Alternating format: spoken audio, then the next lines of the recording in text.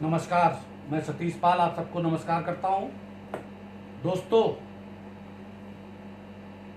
Lockdown में भी 18 दिन है। आप सब लोग इन 18 दिन में आपको महाभारत का युद्ध जीतना है, क्योंकि महाभारत का युद्ध सिर्फ 18 दिन चला था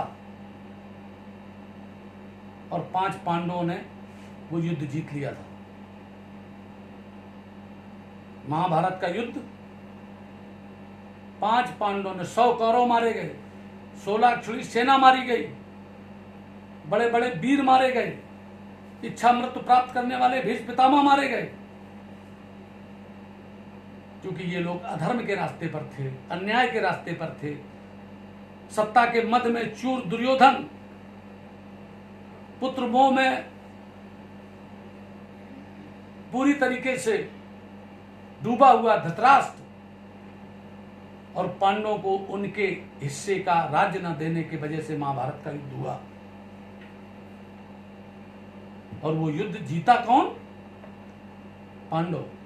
तो आप सब पांडव हो, धर्म के रास्ते पर हो, आपके साथ अन्याय हो रहा है, आपको आपका राज्य नहीं मिल रहा है, तो आपको अपना राज्य प्राप्त करने के लिए, आपको अपनी हिस्सेदारी प्राप्त करने के लिए आपको अपनी योजना बनानी है। और वो योजना आप तभी प्राप्त कर सकते हो जब आपके कार्यकर्ता, आपके नेता, आपके पुत्र, आपकी पुत्रियां राष्ट्रभक्त होंगे,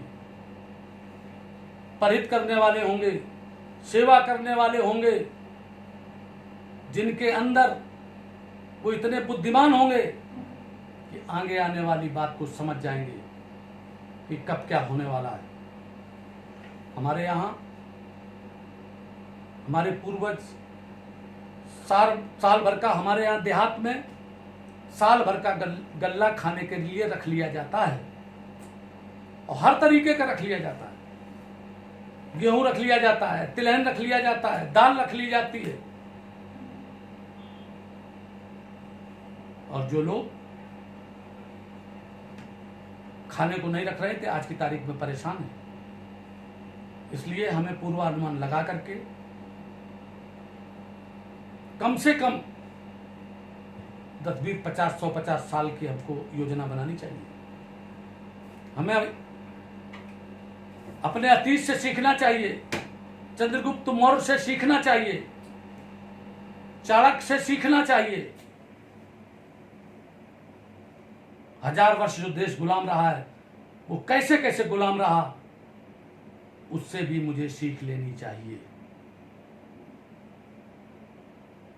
अगर आपस में न लड़ते होते तो कभी गुलाम नहीं हो सकते थे। लेकिन जब किसी राजा को कोई जीत लेता था आतताई, तब वो दूसरा वाला मौज मारता था, कहता था अरे बहुत अच्छा हुआ, बहुत अच्छा हुआ, बगल वाले को लूट लिया। इसी तरीके से 1000 वर्ष हम लोग गुलाम रहे हैं। आज भी मैं देखता हूं कि तमाम विदेश के लोगों के लिए आतंकवादियों को हमारे यहां देश के लोग उनको शरण देते हैं। और उसमें कभी कभी पंजाब का एक सरदार जी पकड़े गए जो आतंकवादियों को रख रहे थे।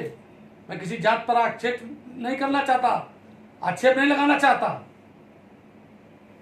याद होगा आपको, तमाम दूसरे भी वैदिक धर्म के लोग भी हो सकते हैं, और भी लोग हो सकते हैं, लेकिन हमें सबको एक ही चीज देखना है कि हमें अपना सबसे पहले राष्ट्र, और राष्ट्र के बाद सब लोग अपना सब करना है, और सबसे आगे रहना है।